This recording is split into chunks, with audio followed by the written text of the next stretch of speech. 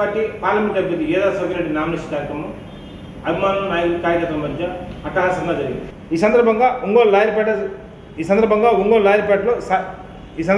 లాయర్పేట సాయిబాబా గుడిలో ప్రత్యేక పూజలు నిర్వహించి భారీగా వెళ్లి నామినేషన్ దాఖలు చేశారు. ఏదో సోగిరెడ్డి వెంట సిపిఐ సిపిఎం శ్రేణులు మద్దతుగా నిలిచాయి. ఈ కార్యక్రమంలో కాంగ్రెస్ పార్టీ రాష్ట్ర నాయకులు శివలి ప్రసాద్, ఉద్దండి మల్లికార్జున్, ఉంగరాల సీను, కాంగ్రెస్ పార్టీ మండల అధ్యక్షుడు బుజ్జి, రవి తదితరులు బాగున్నారు.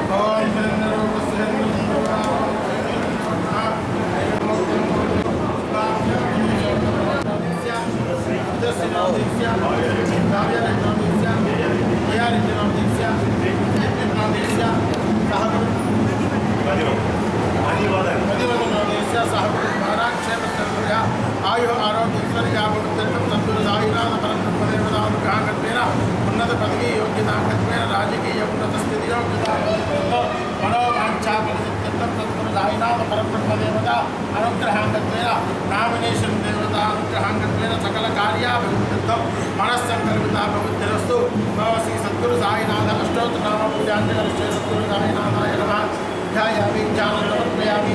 సకల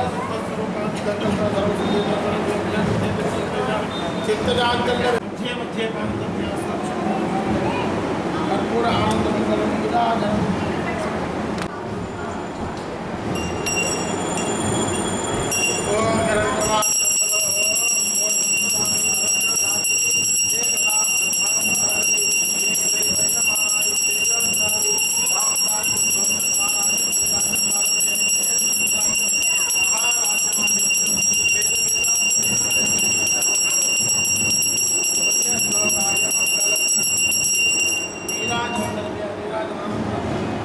ఆజమనీయం సమర్పయామి నమస్కారం.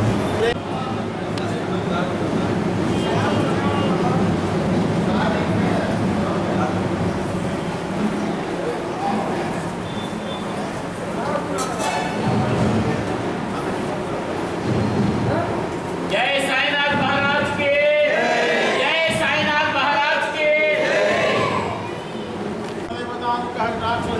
मनोवांఛ फलसिद्धिरस्तु.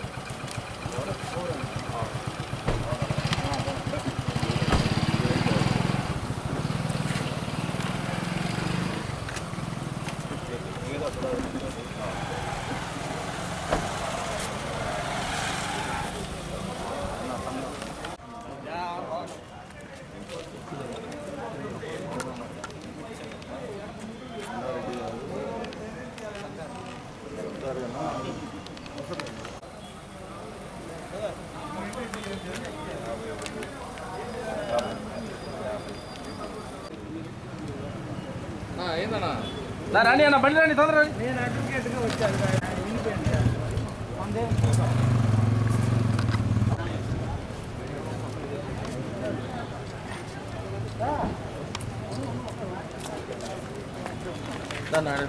కట్ అవుతాయి 5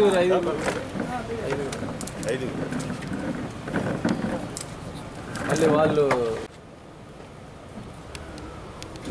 పెట్టుతాం చిన్న కొద్దిగా గ్యాప్. నమస్కారం. ఈరోజు ఒంగోలు పార్లమెంట్ కాంగ్రెస్ పార్టీ అభ్యర్థిగా ఇండియా కూటమి బలపరిచినటువంటి అభ్యర్థిని ఈదా సుధాకర్ రెడ్డి అని నేను ఈరోజు 2 సెట్లు నామినేషన్ దాఖలు చేయడం జరిగింది. ఒంగోలు నియోజకవర్గ ప్రజలకి ముఖ్యంగా విన్నవించుకునేది, ఈ ఎన్నికల్లో ఒంగోలు పార్లమెంటు నియోజకవర్గం నుంచి వైసీపీ తరపు నుంచి చెవిరెడ్డి భాస్కర్ రెడ్డి గారు ఉన్నారు.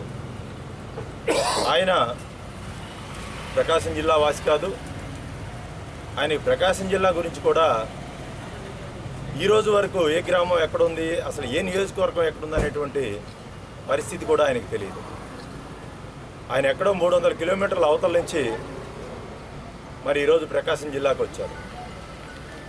ఆయన మీద ఎన్నో అవినీతి కేసులు ఉన్నాయి, భూ కబ్జాలకు సంబంధించినటువంటి కేసులు ఉన్నాయి. ఆయన ఎమ్మెల్యేగా ఉన్నటువంటి నియోజకవర్గంలో శ్మశాన వాటికలు కూడా ఆక్రమించుకొని వాటిని కబ్జా చేశాడనేటువంటి కేసులు కూడా ఆయన మీద ఉన్నాయి. మరి ఇవే కాకుండా మరి రెడ్ శాండిల్కి సంబంధించినటువంటి కేసులు కూడా ఉన్నాయని చెప్పేసి చాలామంది చెప్తా ఉన్నారు. మరి ప్రజలు ఆలోచించి లోకల్గా ఉన్నటువంటి నేను, అలాగే ప్రస్తుతం ఎంపీగా ఉన్నటువంటి మాగుంట శ్రీనివాసరెడ్డి గారు, ఈయన గడిచిన 30 సంవత్సరాల నుంచి కూడా, అంటే దాదాపు 20-25 సంవత్సరాలు ఆయన ఒంగోలు ఎంపీగా ఉన్నారు. ఒంగోలుకి అభివృద్ధి చేసిందంటే ప్రకాశం జిల్లా ఒంగోలు పార్లమెంటుకి అభివృద్ధి ఆయన చేసినటువంటిది శూన్యం. ఆయన వ్యాపారాలు, ఆయన పర్సనల్గా ఏదైనా ఉంటే చూసుకొని వెళ్తాడే తప్పితే ఆయన ఒంగోలు పార్లమెంట్కి ఈ రోజు వరకు కూడా ఒక అభివృద్ధి చేసినటువంటి ఘనత లేదు. అలాగే ఒక కంపెనీని కానీ, ఒక ఇండస్ట్రీని కానీ, యువతకి కానీ, నిరుద్యోగులకు కానీ ఎటువంటి ఉపయోగం లేకుండా, ఎటువంటి వాళ్ళకు ఉపయోగపడేటువంటి ఒక కర్మాగారాన్ని కానీ తీసుకొచ్చినటువంటి పరిస్థితుల్లో ఆయన ఈ రోజు వరకు చేయలేకపోయారు. ఆయన కూడా నెల్లూరు జిల్లాకు సంబంధించినటువంటి వ్యక్తే. మరి దౌర్భాగ్యం ఇది. ప్రకాశం జిల్లాలో ఎంతోమంది నాయకులు ఉన్నారు, ఉద్యమకారులు ఉన్నారు. మరి ప్రకాశం జిల్లా ప్రజలు ఇప్పటికైనా సరే చైతన్యవంతులై లోకల్గా ఉన్నటువంటి అభ్యర్థినైన నన్ను ఈదా సుధాకర్ రెడ్డి, నేను కాంగ్రెస్ పార్టీ నుంచి పోటీ చేస్తున్నాను హస్తం గుర్తు మీద. మరి నేను 25 సంవత్సరాల నుంచి యువజన కాంగ్రెస్ రాజకీయాల నుంచి కాంగ్రెస్ పార్టీలో ఉన్నాను. ప్రకాశం జిల్లా ఒంగోలులోనే పుట్టాను. నేను ఒంగోలు గవర్నమెంట్ హాస్పిటల్లో నేను పుట్టడం జరిగింది. మరి నా చదువు చిన్నతనం నుంచి ఒంగోలులోనే చదివాను. హై స్కూల్ స్టడీస్ కూడా పీవీఆర్ మున్సిపల్ హై స్కూల్లో చదివాను. మరి శర్మ కాలేజీలో నేను ఇంటర్మీడియట్ పూర్తి చేయడం జరిగింది, ఇంటర్ చేయడం జరిగింది. ఆ తర్వాత లా కూడా నేను డిగ్రీ ఆంధ్ర యూనివర్సిటీ, మరి ఆంధ్ర యూనివర్సిటీలో చేయడానికి రీజన్ నేను ఇండియన్ ఆర్మీలో కొంతకాలం నేను పని చేయడం జరిగింది. అందుకని ఇండియన్ ఆర్మీకి వెళ్ళిన తర్వాత అక్కడ నేను ఓపెన్ యూనివర్సిటీ నుంచి, ఆంధ్ర యూనివర్సిటీ నుంచి డిగ్రీని పూర్తి చేసి ఇందిరా ప్రియదర్శిని లా కాలేజీ, అంటే ఆంధ్రకేసరి దీంట్లో ఉండేది ఇందిరా ప్రియదర్శిని లా కాలేజీలో లా పట్టా పూర్తి చేసుకొని ప్రకాశం జిల్లా ఒంగోలు జిల్లా కోర్టులో కూడా కొంతకాలం ప్రాక్టీస్ చేయడం జరిగింది. అంటే ప్రకాశం జిల్లాతోటి పుట్టిన దగ్గర నుంచి ఇప్పటి వరకు కూడా ఒక అవినాభావ సంబంధం. ప్రజలతోటి ఈ 25 సంవత్సరాల నుంచి కూడా కాంగ్రెస్ పార్టీ రాజకీయాల్లో ఉండి యువజన కాంగ్రెస్ నుంచి ఇప్పటి వరకు గడిచినటువంటి 8 సంవత్సరాల నుంచి కూడా ప్రకాశం జిల్లా కాంగ్రెస్ పార్టీ అధ్యక్షుడిగా కొనసాగుతూ ఉన్నాను. కనుక ప్రతి మండలంలో కానీ ప్రతి గ్రామంలో కూడా కాంగ్రెస్ పార్టీ అలాగే ప్రజలతోటి సంబంధించినటువంటి ఆ అవినాభావ సంబంధం అనేది నాకు ఎక్కువగా ఉంది. అంతేకాకుండా గడిచినటువంటి 10 సంవత్సరాలుగా ఇండియా కూటమి అభ్యర్థులు అలాగే వామపక్ష నాయకులతోటి కానీ ప్రజాపక్షమైనటువంటి పార్టీలు అన్నిటితో కూడా ప్రజా వ్యతిరేక విధానాల మీద ఉద్యమించినటువంటి పరిస్థితి కూడా నాకు ప్రకాశం జిల్లా సమస్యల మీద చాలా అవగాహన ఉంది. అలాగే కేవలం రెడ్డి ఆధిపత్యం పోతుంది, మరి మార్కాపురాన్ని జిల్లాగా ప్రకటిస్తే ఒంగోలు పార్లమెంటు రెడ్ల చేతుల్లో నుంచి వెళ్ళిపోతుంది అనేటువంటి ఏకైక ఒక దురాలోచనతోటి దాదాపు 250 కిలోమీటర్ల దూరంలో ఉన్నటువంటి ఎర్రగొండపాలెం మారుమూల గ్రామాలు అయితేనేమి, గిద్దలూరు మారుమూల గ్రామాలు అయితేనేమి ఈరోజు కూడా ఒంగోలు పార్లమెంటు ఒంగోలు జిల్లాలో ఉంచడం అనేది చాలా దారుణం. మరి బాలినేని శ్రీనివాసరెడ్డి గారు కానీ, వైవి సుబ్బారెడ్డి గారు, మాగుంట శ్రీనివాసరెడ్డి గారు వీళ్ళందరూ కూడా కలిసి ఈ పార్లమెంటును అలాగే ఉంచుదాం, పశ్చిమ ప్రాంత ప్రజలకి అన్యాయం అయినా పర్లేదు, వాళ్ళు ఎంత దూరం నుంచి వచ్చినా న్యాయం జరగకపోయినా పర్లేదు, మనకు మాత్రం న్యాయం జరిగితే సరిపోతుంది అనేటువంటి ఆలోచనతో ఉన్నటువంటి మరి ప్రకాశం జిల్లా ఒంగోలు పార్లమెంటు ప్రజలు ఆలోచించుకోవాలి. మరి ఈరోజు ఉన్నటువంటి సమస్యలను చూసుకుంటే ఒంగోలులో చూసుకుంటే త్రాగునీరు ఇస్తామని చెప్పారు. ఈ రోజు వరకు అమలు అయింది లేదు. లాస్ట్ టైం ఎన్నికల్లోనే అండర్ గ్రౌండ్ డ్రైనేజ్ చేస్తామన్నారు, అది లేదు. మరి వ్యాన్ పిక్ క్యారిడార్ని ప్రజలకు అందుబాటులో తీసుకొస్తామని చెప్పినటువంటి పరిస్థితి ఏదీ లేదు. కానీ కాంగ్రెస్ పార్టీని అధికారంలో తీసుకురండి, అటు రాష్ట్రంలో కానీ కేంద్రంలో కానీ కాంగ్రెస్ పార్టీ అధికారంలోకి వస్తేనే రాష్ట్రానికి ప్రత్యేక హోదా వస్తుంది, మన పిల్లలకి ఉద్యోగ అవకాశాలు వస్తాయి. కాంగ్రెస్ పార్టీ మేనిఫెస్టోలో మరి ₹1,00,000 ప్రతి పేద మహిళకి కూడా ప్రతి ఇంటికి కాంగ్రెస్ పార్టీ సంవత్సరానికి ₹1,00,000 ఇస్తాము, నెలకి ₹8,333 ఇస్తామని చెప్పేసి రాహుల్ గాంధీ గారు ప్రకటించారు. అలాగే రైతుకి 2 లక్షల రుణమాఫీ ఇస్తామన్నారు. మరి నిరుద్యోగ యువతకి ఏటా 30 లక్షల ఉద్యోగాలు మేము భర్తీ చేస్తామని చెప్పేసి మా అధ్యక్షుడు మల్లికార్జున ఖర్గే గారు, రాహుల్ గాంధీ గారు, షర్మిలారెడ్డి గారు వీళ్ళందరూ కూడా అనౌన్స్ చేస్తున్నారు. మరి షర్మిలారెడ్డి గారు అయితే రాష్ట్రంలో 2,30,000 ఉద్యోగాలు ఖాళీగా ఉన్నాయి, మరి జగన్మోహన్ రెడ్డి గారు చెప్పారు వాటిని భర్తీ చేస్తామని. ఈరోజు కూడా వాటిని భర్తీ చేయలేకపోయారు. మేము అధికారంలోకి వచ్చిన వెంటనే ఆ 2,30,000 ఉద్యోగాలు భర్తీ చేస్తాం అని చెప్పేసి ఆ మాట ఇవ్వడం జరిగింది. అలాగే రాహుల్ గాంధీ గారు అయితే ఇచ్చినటువంటి 30 లక్షల ఉద్యోగాల్లో మహిళలకి 50% ఇస్తామని చెప్పేసి చెప్పడం కూడా జరిగింది. అలాగే ఎన్ఆర్ఈజీఎస్ని పల్లెలకే కాకుండా పట్టణాలకు కూడా వర్తించి అది ₹200 ఉన్నటువంటి రోజువారీ కూలీని కనీస మద్దతు ధర, కనీస వేతనం ₹400 పర్ డే చేస్తామని చెప్పేసి కూడా మరి రాహుల్ గాంధీ గారు, మల్లికార్జున ఖర్గే గారు, షర్మిలారెడ్డి గారు కూడా చెప్పడం జరిగింది.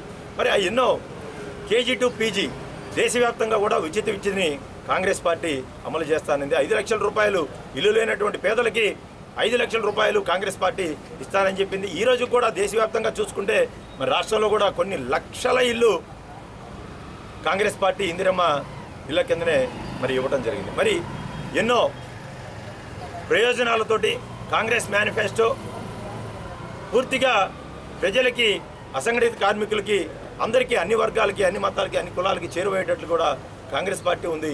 మరి కాంగ్రెస్ పార్టీ అటు రాష్ట్రంలోనూ దేశంలోనూ అధికారంలోకి వస్తేనే మన రాష్ట్రం బాగుపడుతుంది.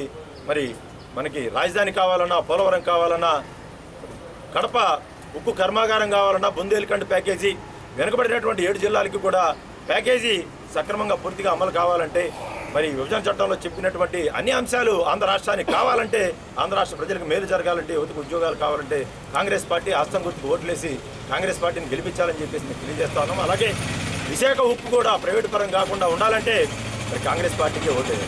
మరి బీజేపీ నాయకులు చెప్తా ఉన్నారు మేము అధికారంలో రాగానే ముస్లిం మైనారిటీలు రిజర్వేషన్ తీసేస్తే. ఎంత నిసిగ్గుగా మాట్లాడుతున్నారంటే బీజేపీ నాయకులు.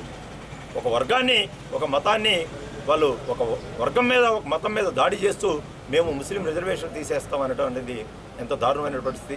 అలాగే ఒక సిఐని తీసుకొచ్చి ఈరోజు ఎన్నికల ముందు ఒక ముస్లిం కమ్యూనిటీ వల్ల ఏదో జరిగిపోతుందని చెప్పేసి ప్రధాని నరేంద్ర మోడీ గారు స్వయంగా ఆయన చెప్పడం అనేది ఒక విషయాన్ని ఆలోచించాలి. అంతేకాకుండా కాంగ్రెస్ పార్టీ, ఇండియా కూటమి అధికారంలోకి వస్తే అంటే హిందువుల మెడల్లో నుంచి పుస్తెలు లాక్కొని వెళ్తారనేటువంటి ఒక ప్రధానమంత్రి మాట్లాడవలసినటువంటి మాటలేనా అని చెప్పేసి మేము మాట్లాడుతూ ఉన్నాం. కనుక ఇటువంటి రెచ్చగొట్టి మతాల మధ్య, కులాల మధ్య చిచ్చు పెట్టి మరి ఒక భావదారిత్యంతో పోతున్నటువంటి వ్యక్తులకి ప్రధానం చేసుకుంటారు, లేదా ఒక సమిష్టిగా ఉండి లౌకికవాద సిద్ధాంతంతో మరి భావితరాలకు కూడా భారతదేశ ఫలాలు రాజ్యాంగ ఫలాలు అందించేటువంటి విధానంతో కాంగ్రెస్ పార్టీ ఇండియా కూటమి వెళ్తుంది. మరి దాన్ని ఆదరిస్తారు ప్రజలు ఆలోచించుకొని ఓటేయాలి. కాంగ్రెస్ పార్టీ హస్తం గుర్తుకు ఓట్లేసి అసెంబ్లీ అభ్యర్థిని కాంగ్రెస్ పార్లమెంట్ అభ్యర్థిని నన్ను గెలిపించాలని చెప్పేసి కోరుతా ఉన్నాను. ఈ వార్తల సమాప్తం. నమస్కారం.